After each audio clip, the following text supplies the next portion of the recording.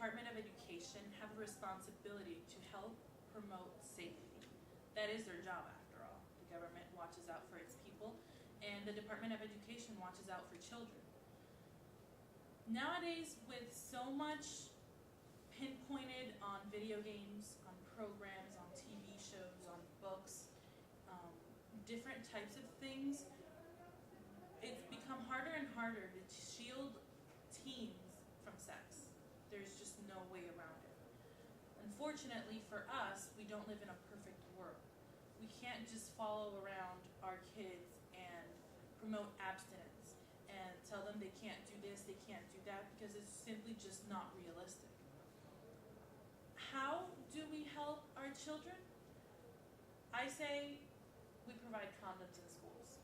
We provide condom availability programs to different schools and promote safe sex. It's the only way to help reduce teen pregnancies, help reduce infections, diseases that spread because of unprotected sex. As part of the mandated New York City HIV/AIDS prevention program, high schools are required to provide health resource rooms where free condoms, health information, and health referrals are made available to students in grades 9 through 12 by trained staff. It's important to promote safe sex, right? The best way to do this would be information. The second best way, condoms. Not all of them will choose abstinence, so we need to provide options for them. We need to inform them and have them know exactly what they're getting into. According to ASHA, ASHA is the American Sexual Health Association, 19.7 million USTIs are introduced every year in the US.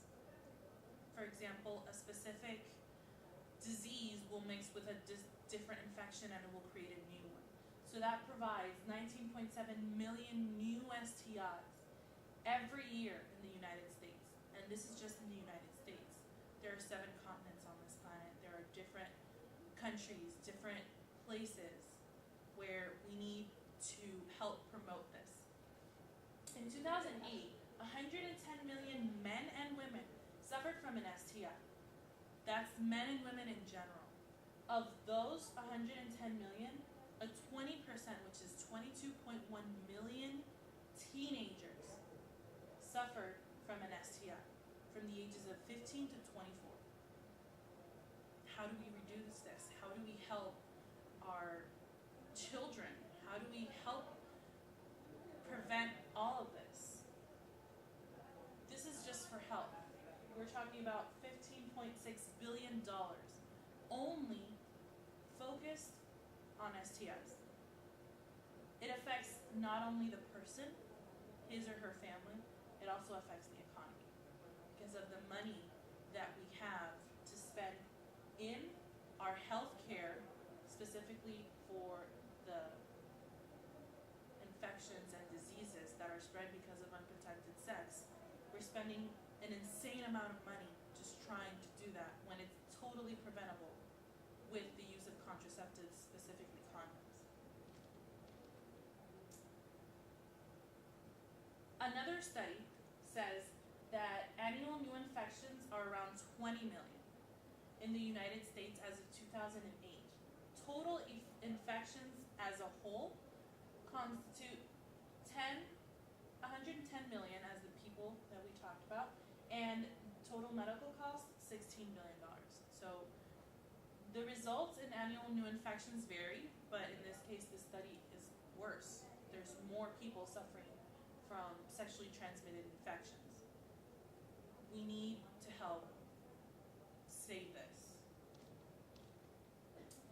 Another effect of not using condoms and things like that include teen pregnancy.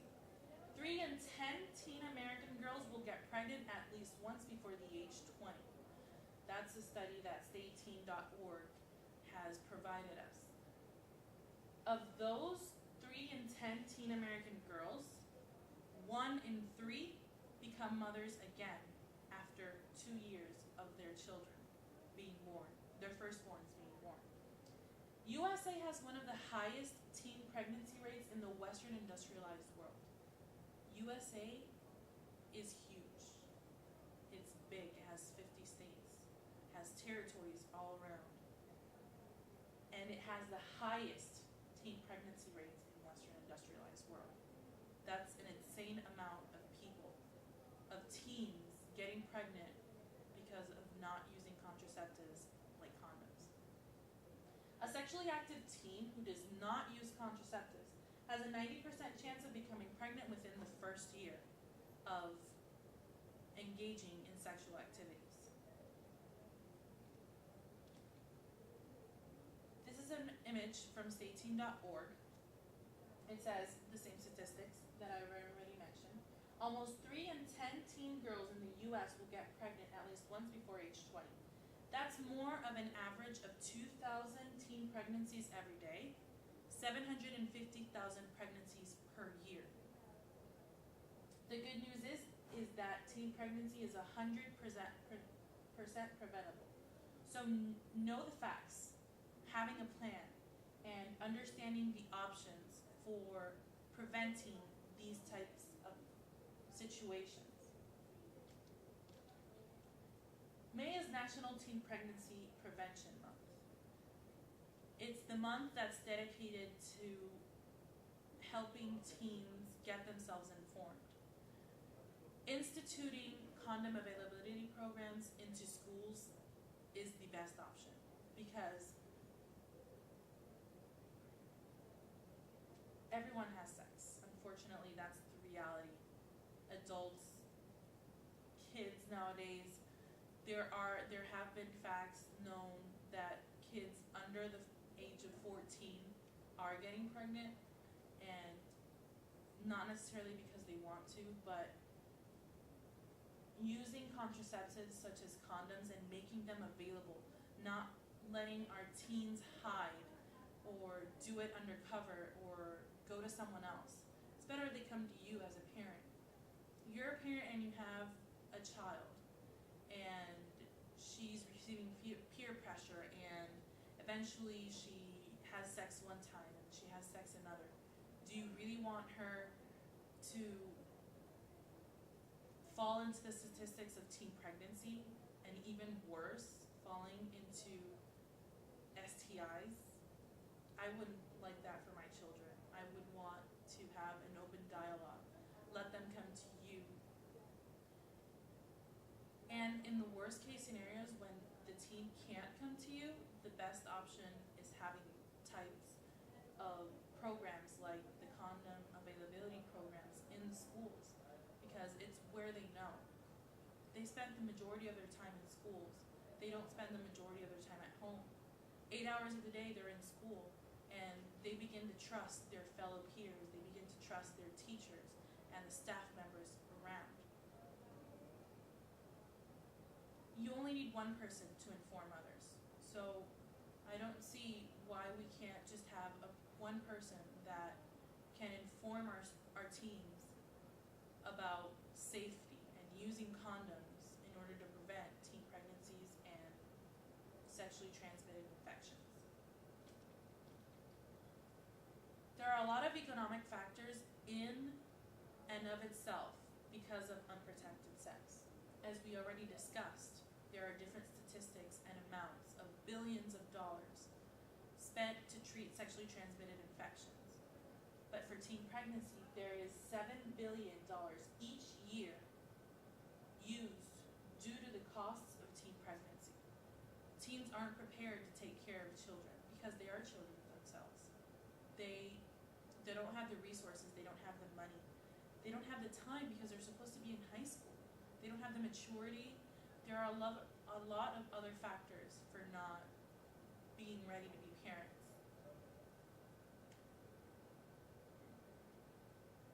Let's say I have a daughter, and my daughter has a daughter, and she's only 16 years old. She's on my health care plan, but what if something happens to me? They don't have the resources to be able to take care of their own children. Within the first year of becoming teen mothers, 1/2 which is around 80% of teens, go on welfare. Welfare. Something we would never think that our child would have to go on, but the cost of feeding one person is enough. Imagine having to feed 5 people and only one person working, but because my child is a teen parent, she needs to fend for her daughter or her son and be able to provide for their child. She's my child, but there's only so much that I can do. There's a point where she has to take care of herself.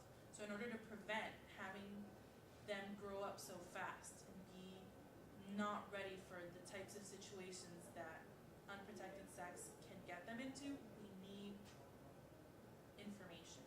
We need to promote safe sex with the use of condoms. These are some images that I got. It says, "Dad, you'll be paying to support me for the next 20 years. They don't realize that one choice that they're making will affect their whole lives. They just think it's, let's have some fun right now and that's it. But that's not true, because 90% of teens who first engage in sexual activity within the first year may get an STI or become pregnant. Got a good job? I cost thousands of dollars each year. Babies need food, they need shelter, they need clothes, they need diapers, they need formula, they need different things, they need health care, they need a pediatrician, they need lots of things. How can a child have a child? It's just not realistic. Other statistics include parenthood is one of the leading reasons that teen girls drop out of high school. Out of those, 50% of schools drop out of 50% of teens drop out of high school because they can't. They don't have the maturity. They don't have the resources to be able to go to school and take care of their children. They're just not ready. Of that 50% of students who dropped out of high school, only 2% go on to get a college degree. This affects not only the person, but it affects the whole of the United States, because they have unprotected sex, they don't use a condom, they get pregnant, they have a child, they can't take care of their child, they have to go on welfare. If they go on welfare, the government has to pay for that. We need to help promote safe sex. I'm twice as likely not to graduate high school because you had me as a teen. There are many other statistics that include that because you become a teen parent, your child is twice as likely to not graduate from high school, is twice as likely to become a teen parent himself or herself, and is twice as likely for males to end up in prison, because most men aren't prepared to have kids either. Guys don't realize, but the mother has to sacrifice a lot of things. The guys think that it's all fun and fancy free. I'll go and see her or him, the baby, when I can or when I want to, and I'll just focus on me. Mothers are the real people who have to deal with this. And because that male role model is left, has gone, for boys born to teen mothers, it's twice as likely that they'll end up in jail. Condom availability programs have been available since 1995. Around 453 public schools at that time had implemented the program. And because of the implementation of these types of programs, there have been a decrease in recent years of STIs and of teen pregnancies. It's still at an all-time high. It's still high, but it's not at an all-time high. Teen birth rate from 1940s to the 2012. As we can see, from the 1940s, around 54 million people, teens, had kids. But as as we see in 2012, we have 29.4 billion people. It has gone down because of studies that say that they are implementing the condom availability programs. They're providing better information. They're providing more things for our teens to be informed, and involved in their own decisions. Survey says that the mission is not accomplished yet. 2014 is still about to end, and we still need to help maintain the decrease in teen pregnancies. 79% of adults agree, and 53% strongly agree, that more efforts to prevent teen pregnancy are needed in their community. Parents want this because they know that we can't protect our kids from everything. They will eventually make their own decisions. We need to help them stay informed. We need to provide condoms. We need to help them become great decision makers themselves. We also need to lead by example. So if we provide these for them, we will be in the right, and we will ultimately decrease spending of the money, STIs, teen pregnancies, and everything else included